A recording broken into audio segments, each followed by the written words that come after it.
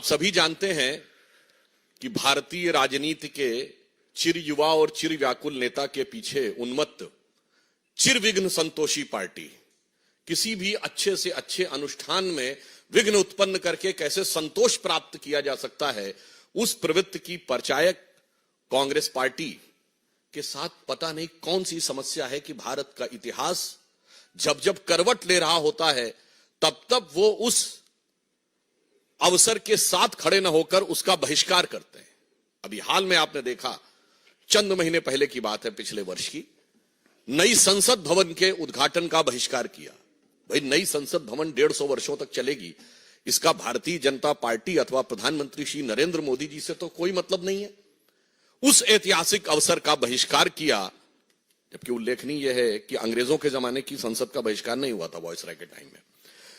GST लागू हुआ, भारत के कर संरचना में, टैक्स स्ट्रक्चर में ऐतिहासिक पैराडाइम शिफ्ट हुआ, उसका बहिष्कार किया।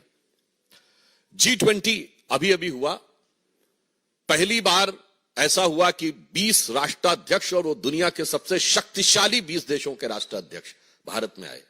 क्योंकि मैं पुनः विनम्रता से कह दूं कि नॉन अलाइन समिट भी हुआ था, पर नॉन अलाइन समिट उस समय वर्ल्ड का पावर सेंटर नहीं माना जाता था, and G20 is considered as the power centre.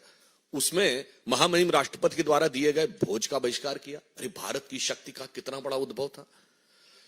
हमारे पूर्व राष्ट्रपति रामनाथ कोविंद जी और द्रौपदी मुर्मू जी के अभिभाषण का बहिष्कार किया, जबकि वो हमारे राष्ट्र के प्रथम नागरिक हैं, परंतु ये एक संयोग की बात थी। देखिए, एक अनुसूचित जाति से थे, एक अनुसूचित जनजाति से थी, इसके बावजूद आपने बहिष्कार किया, और अभिभाषण का बहिष्कार करके आपको मिलना क्या था, यह भी बहुत स्पष्ट था। याद करिए, कारगिल विजय दिवस 2004 के बाद 2009 तक नहीं होता था। क्यों कांग्रेस ने बहिष्कार किया था कारगिल विजय दिवस का? भारतीय जनता पार्टी के प्रखर प्रतिरोध के बाद आधे अधूरे मन से रस्म अदायगी के लिए 2009 के बाद शुरू किया, और अब हम उसको गर्व के साथ मनाते हैं। जब मई 1998 में पोखरण विस्फोट हुआ अटल बिहारी वाजपेयी जी की सरकार के नेतृत्व में, कांग्रेस ने 10 दिन तक बयान ही नहीं दिया, और फिर उसके बाद भी नकारात्मक प्रकार की प्रक्रियाएं, जबकि भारत ने पहली बार कहा था कि we have declared now we have become the nuclear state. कितना बड़ा ऐतिहासिक परिवर्तन था, परंतु उसके भी ये विरोध में खड़े हो गए। और तो और, पूर्व राष्ट्रपति प्रणब मुखर्जी जी, जो आप ही की पार्टी के थे, उनके भारत रत्न समारोह का बहिष्कार कर दिया। इसी बहिष्कार के चलते हुए जनता भी क्रमशः उनको सत्ता से बहिष्कृत करती चली जा रही है, परंतु उनकी बुद्धि परिष्कृत होने का नाम नहीं ले रही है।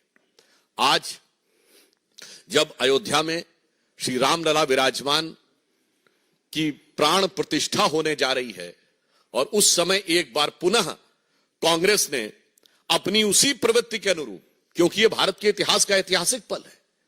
यदि आजादी 800 साल की गुलामी के बाद हमें मिली थी 1947 में, यद्यपि कांग्रेसी कहते हैं 200 साल की गुलामी, हम कहते हैं 800 साल की गुलामी, तो ये 500 साल के संघर्ष के बाद भारत का वह स्वाभिमान उभर कर सामने आने जा रहा है, जिसके के लिए सरदार पटेल ने कहा था सोमनाथ मंदिर की प्राण प्रतिष्ठा के समय कि जब जब भारत स्वतंत्र हुआ था तो सोमनाथ की अट्टालिकाओं ने आकाश को छुआ था।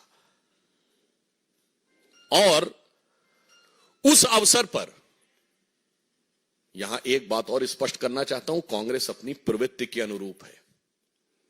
मैं आप लोगों के सुलभ संज्ञान के लिए कोट करना चाहता हूं कि जब सोमनाथ मंदिर की प्राण प्रतिष्ठा हो रही थी, तो जवाहरलाल नेहरू जी ने 24 अप्रैल 1951 को जाम साहब दिग्विजय सिंह, जो कि उस समय सौराष्ट्र के प्रमुख थे, यानी like technically the chief minister, और उन्होंने जब इनवाइट किया तो नेहरू जी ने क्या लिखा था मैं बताना चाहता हूं, इसलिए कि कांग्रेस उसी परंपरा में चली आ रही है।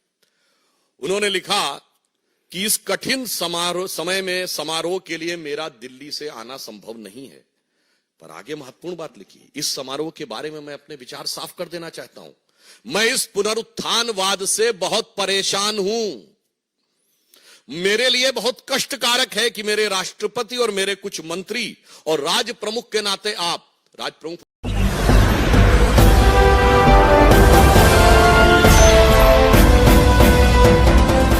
आप देख रहे हैं लाइव न्यूज 9 99 राष्ट्र सबसे पहले।